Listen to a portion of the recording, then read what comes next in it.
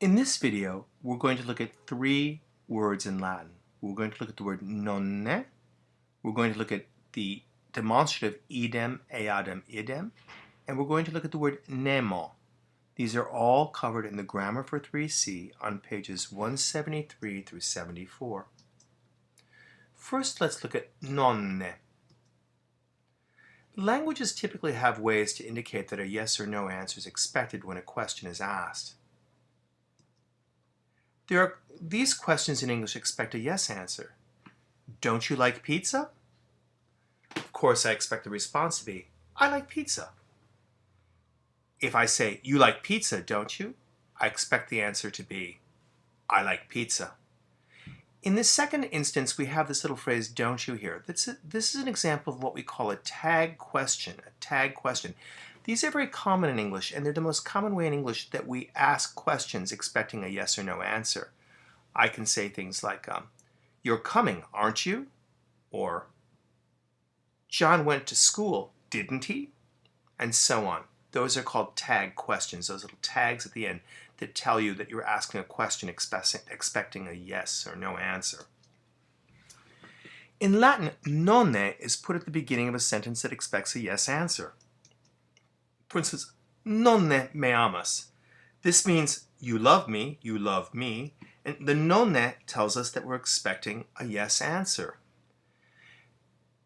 Now it happens that generally speaking, if you ask a question in the negative in many languages, if not all languages, you're expecting a yes answer. If I say to you, didn't you go to school? I'm expecting you to tell me that you did go to school. Yes, you did go to school. If I say to you, wasn't he on time? I'm expecting the answer to be yes. So it sort of makes sense that we use the word nonne, because nonne is simply non, the negative, plus ne, the question particle we learned long ago. So nonne is just really indicating a negative question. And in Latin as in English, and in most languages, if you ask a question in the negative, you're expecting a yes answer. Well, how do we translate this? One way to do it is to simply to do a negative question. Don't you love me? And that's a totally adequate translation. Another way is to use surely, which is a sort of cheating way out, and to translate nonne as surely and say, surely you love me, and sort of raise your voice to indicate it's a question. The most sophisticated way to translate this, however, is with a tag question, as in, you love me, don't you? Let's talk about this last alternative of translating into a tag question from a question in Latin with the word nonne. The key thing here, if you're trying to construct a correct tag question in English, is to remember the pattern yes, no, yes. Let me show you what I mean. Here is a typical conversation. You love me, don't you? And the answer is yes, I do.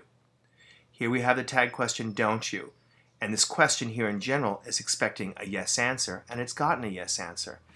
And the whole thing follows the pattern of yes, no, yes. You love me is positive, yes. Don't you is negative, no. And yes, I do is positive. So tag questions that expect the answer yes in English are going to follow the pattern yes, no, with yes as an answer. Here's another example. You will come, won't you? Yes, I will. Once again, the pattern is going to be yes, no, yes. Yes, no, yes. Now let's look at an example in Latin. Here's a question. Nonne Idem vidiste? Vidiste means you saw. Idem is the accusative of Bacchus. Bacchus is the name of the two prostitutes from the play we were reading. So Idem vidiste means you saw Bacchus. And nonne, of course, makes this into a question expecting a yes answer. Well, you could translate this as, didn't you see Bacchus? And just use a negative question. You could also say, surely you saw Bacchus, and raise your voice to indicate a question. Or you could use the most sophisticated translation, which is a tag question, and that would go like this. You saw Bacchus, didn't you? And of course the response is yes, I did, although the response is unstated here. And we see the pattern yes, no, yes. Let's move on to the topic of idem, eadem, idem. The Latin word for the same is idem, eadem, idem, as in the same man, the same woman, the same house, the same coat. The word for the same. In English, we think of the word same as an adjective. In Latin, it is treated as a demonstrative and is a fifth Latin demonstrative. When we learn this word, this will bring us to 5 demonstratives we have learned in Latin. Latin actually has 6. We have 1 more to go. So we learned first hic, haec, hoc. We then learned iste, ista, istud, along with ille, illa, illud. Then we learned issea, id. And now we're learning idem, eadem, idem.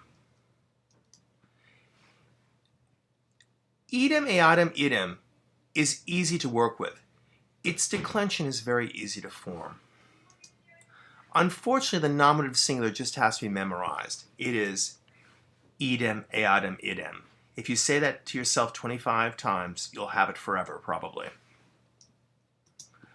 The remaining forms are just the forms of issea, id, however, with the suffix dem added. So it's very easy. You just decline issea, id, and you add the suffix dem. There's just one problem. Romans didn't like the combination MD. They couldn't pronounce it. So wherever you would wind up with MD, from adding dem to issea, id, the MD changes to ND. Let's see what I mean. Eum is the accusative masculine singular of issea, id. If we add dem to that, we get eundem. Similarly, the accusative feminine singular of issea, id is eam. If we add dem to that, we get eondem, where the n arises from this m, just as this n arose from this m. We run into this problem again in the genitive plural. Eorum is the neuter and masculine genitive plural of issea, id. And if we add dem to eorum, we get eorendem. And eorum is the feminine genitive plural of issea, id. And if we add dem to that, we get eorundem. And those are really the only difficult patches in the declension. So let's look at the whole declension. Here's the whole declension of idem, eadem, idem. It's easy. Idem, eadem, idem. As I said, that just has to be memorized. And of course, idem here, idem, has to be the same in the nominative and accusative because it's neuter, so idem is here too. All the black forms here are the forms of issea, id plus dem. That's all they are. You just decline issea, id and add dem and you get all these forms in black. The forms in red are the places where the forms of issea, id end in n, or end in m, and that must change to n in the forms of idem, eadem, idem. So here we have eondem, eandem, eorendem, eorandem, and eorondem. It's really very easy. So if you've learned the forms of issea, id, the formation of idem, eadem, idem is very easy. Let's move on to the word Nemo. Nemo means no one or nobody. Well, how do you say no one in Latin? That's an interesting question. The easiest thing to do is to use nullus, nulla, nullum. You may remember that nullus, nulla, nullum means no, as in I have no friend, or I have no book. I have no book would be nullum librum habeo.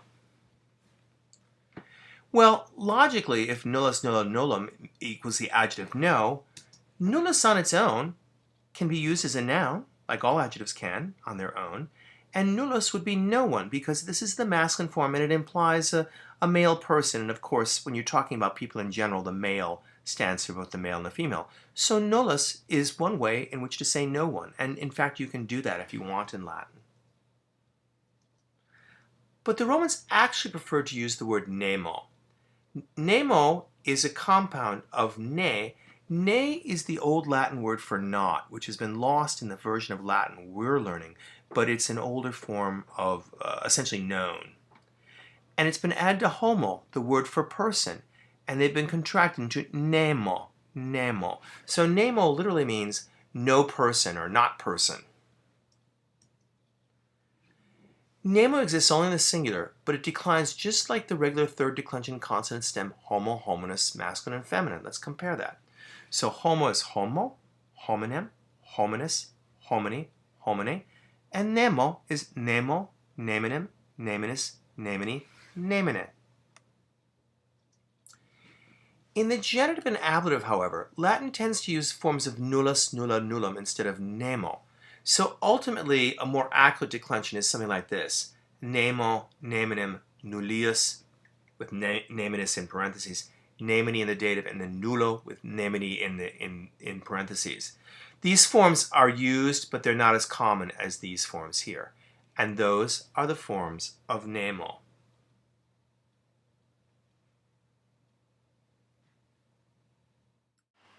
The end. This has been a Barking Blue Heeler production.